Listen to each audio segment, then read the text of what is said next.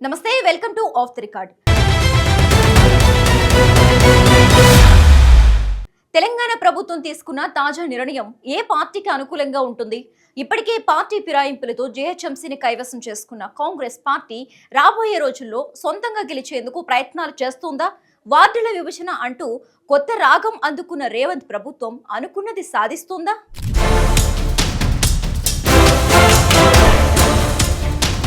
తెలంగాణ ప్రభుత్వం మరో కీలక నిర్ణయం తీసుకుంది. జీహెచ్ఎంసీ వార్డులను 300కు పెంచుతూ ఉత్తర్వులు జారీ చేసింది.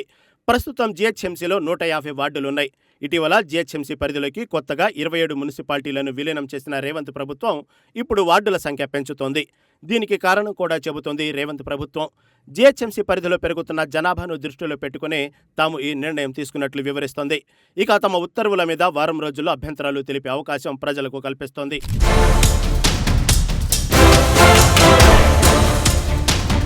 రేవంత్ ప్రభుత్వం తీసుకున్న ఈ నిర్ణయం వెనుక కాంగ్రెస్ పార్టీ చాలా ఆలోచన చేసినట్లు తెలుస్తోంది. గత జీహెచ్ఎంసీ ఎన్నికల్లో కాంగ్రెస్ పార్టీ దారుణ పరాభవం ఎదుర్కొంది. మొత్తం 150 డివిజన్లలో కేవలం 2 చోట్ల మాత్రమే గెలిచింది.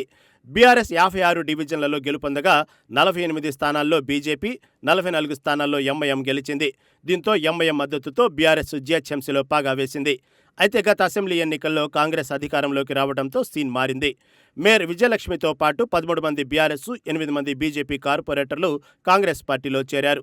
దీంతో కాంగ్రెస్ పార్టీ బలం జీహెచ్ఎంసీలో 24కు పెరిగింది. ఆ తర్వాత ఎంఐఎం మద్దతుగా జీహెచ్ఎంసీ పీఠాన్ని కైవసం చేసుకుంది.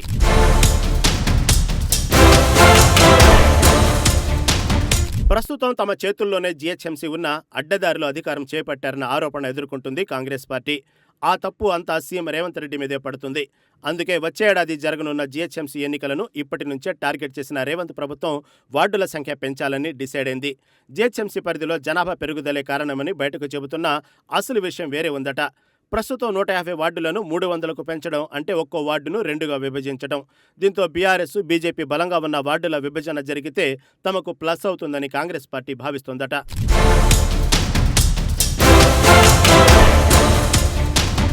అంతేకాదు, కంటోన్మెంట్, జూబ్లీహిల్స్ ఉప ఎన్నికల విజయంతో నగర ప్రజలు తమకు అనుకూలంగా ఉన్నట్లు కాంగ్రెస్ పెద్దలు భావిస్తున్నారట.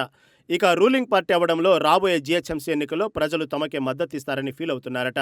ఇదే సమయంలో బీఆర్ఎస్, బీజేపీలు బలంగా ఉన్న వార్డుల విభజన విషయంలో చాలా జాగ్రత్తలు తీసుకోవాలని ఆలోచన చేస్తున్నారట. మాస్ పబ్లిక్ ఏరియాలను చీల్చకుండా మధ్యతరగతి, ఉద్యోగులు ఎక్కువగా ఉన్న ఏరియాలను చీలిస్తే తమకు ప్లస్ అవ్వడం ఖాయమని భావిస్తున్నారట. ఎందుకంటే ఎన్నికలకు ఉద్యోగులు, మధ్యతరగతి దూరంగా ఉంటారని, మాస్ జనం గుంపగుత్తుగా ఓట్లు వేస్తారని కాంగ్రెస్ పెద్దలు ఆలోచనగా తెలుస్తోంది.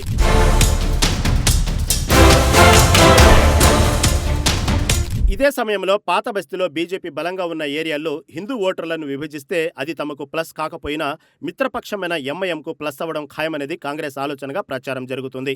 ఎందుకంటే రాబోయే జీహెచ్ఎంసీ ఫలితాల్లో పూర్తి మెజార్టీ రాకపోతే ఎంఐఎం సీట్లు ప్లస్ అవుతాయనేది కాంగ్రెస్ ఆలోచనగా తెలుస్తుంది. గతంలో వైఎస్ రాజశేఖర రెడ్డి సీఎంగా ఉన్న సమయంలో నియోజకవర్గాల పునర్విభజీకరణ పేరుతో హైదరాబాద్ పాత బస్తీలో హిందూ ఓట్లను చీల్చారు. ఈ విభజన వల్లే బీజేపీ ఇప్పుడు కేవలం గోషామహల్ సీటుకే పరిమితమైంది.